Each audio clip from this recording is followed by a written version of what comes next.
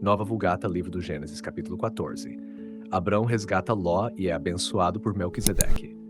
O rei Anrafel de Sinear, o rei Arioque de Elazar, o rei Quedorlaomer de Elão e o rei Tidal das nações, naquele tempo fizeram guerra contra Bara, rei de Sodoma, contra Bersa, rei de Gomorra, contra Sineabe, rei de Admá, contra Semeber, rei de Zeboim, e contra o rei de Belá, que é Segor.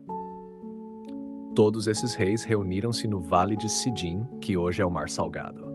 Durante 12 anos haviam servido a Quedorlaomer, porém, no 13º ano rebelaram-se contra ele. No 14º ano, Quedorlaomer veio com os reis que estavam com ele e derrotou os Refaíns em Astarote-Carnaim, os Zuzins em Ram, os Emins em Saveh-Kiriatem e os Oreus nas montanhas de Seir até El-Parã junto ao deserto.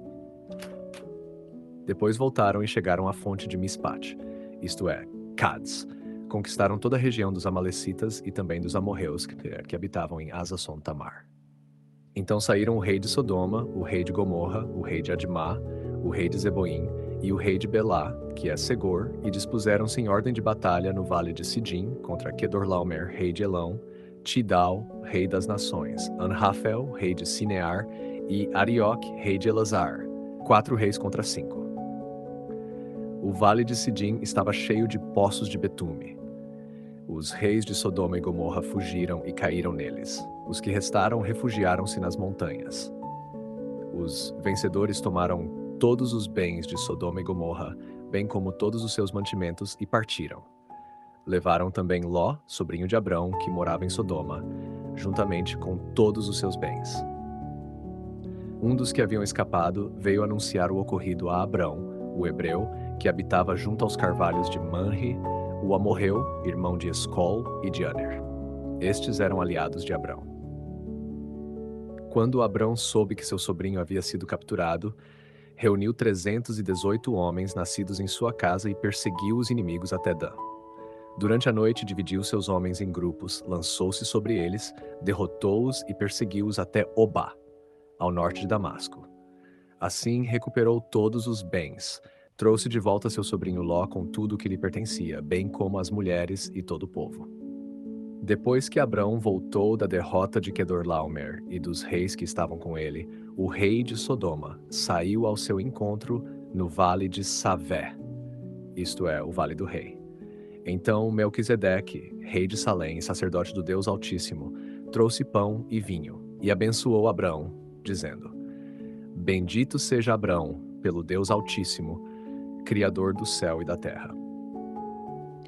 E bendito seja o Deus Altíssimo, que entregou os teus inimigos em tuas mãos. Então Abrão deu a Melquisedeque o dízimo de tudo. O rei de Sodoma disse a Abrão: Dá-me as pessoas e fica com os bens.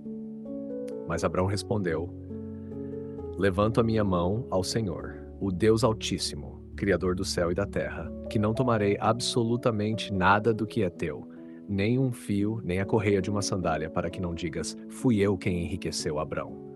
Nada aceitarei, exceto o que os jovens já comeram, e a parte que cabe aos homens que vieram comigo, Aner, Escol e Manre, que eles recebam a parte que lhes pertence.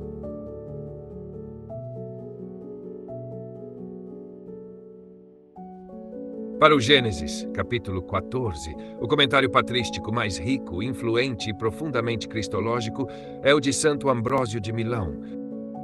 Depois da vitória de Abraão sobre os reis do Oriente, aparece subitamente Melquisedeque, rei de Salém e sacerdote do Deus Altíssimo. Para Santo Ambrósio, essa aparição não é um simples episódio histórico, mas uma das maiores figuras proféticas de todo o Antigo Testamento.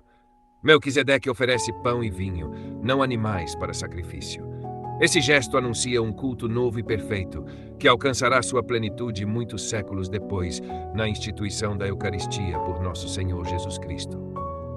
Ambrósio explica que Melquisedeque reúne em si duas dignidades que normalmente permaneciam separadas em Israel, a realeza e o sacerdócio. Essa união encontra sua realização definitiva somente em Cristo, verdadeiro rei e verdadeiro sumo sacerdote. Quando Melquisedeque abençoa Abraão, manifesta-se um princípio espiritual importante. Aquele que concede a bênção possui um ministério superior naquele momento.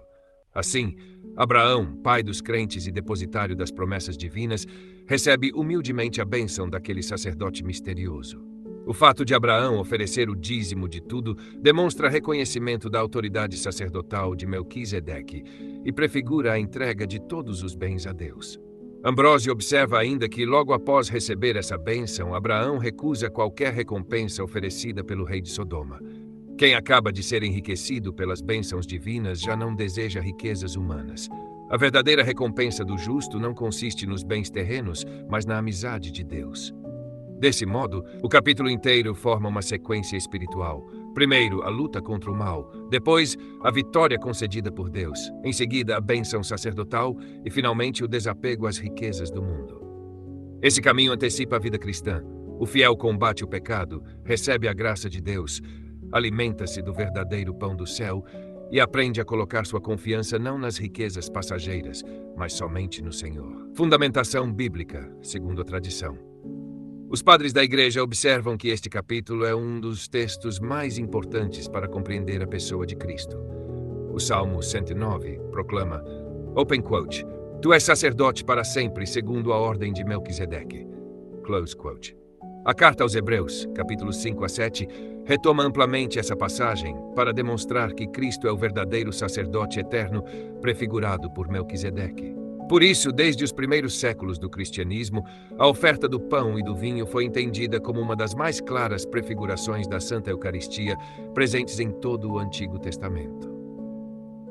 Referência bibliográfica explicada a Santo Ambrósio de Milão. De Abraão sobre Abraão, livro 1. Trata-se de uma obra escrita por volta dos anos 380 e 390, na qual Santo Ambrósio comenta espiritualmente a vida do patriarca Abraão.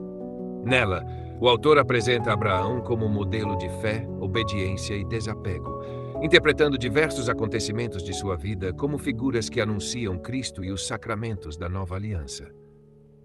A reflexão sobre Melquisedeque, no capítulo 14 do Gênesis, tornou-se uma das interpretações patrísticas mais influentes da tradição católica.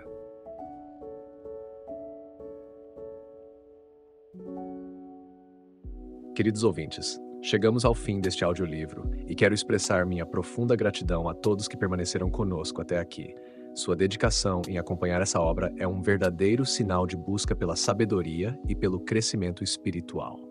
Que o conteúdo ouvido possa nutrir sua alma e fortalecer sua fé. Aproveito para convidá-los a explorar as playlists do canal Caminho Católico, onde vocês encontrarão outros tesouros espirituais.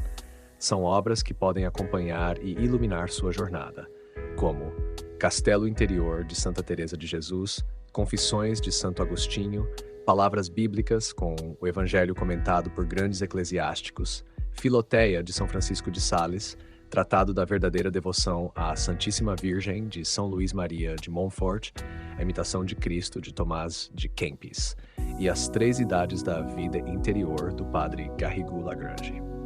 Cada uma dessas obras oferece um caminho profundo de reflexão e conversão, e espero que possam encontrar nelas a mesma riqueza espiritual que proporcionaram a tantas gerações. Nosso canal está sempre aberto para quem deseja aprender e crescer na fé. Continue nos acompanhando e compartilhando essa jornada espiritual. Mais uma vez, obrigado por sua presença e que Deus abençoe a todos.